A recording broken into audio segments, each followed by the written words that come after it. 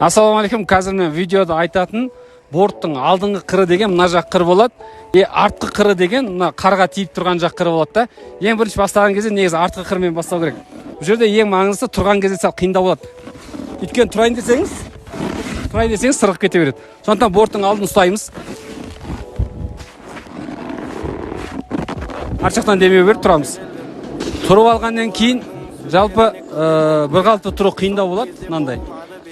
Ал қай кезде жүреді, алдыңға екі аяқты басқан кезде борт кетеді. Торымыз. Алдыңғы екі аяқты басамыз, борт кетеді, торымыз.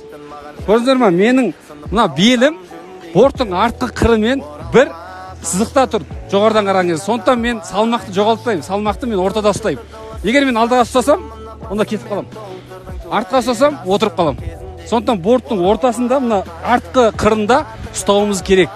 Чтобы алды артқа кетіп қалмау үшін.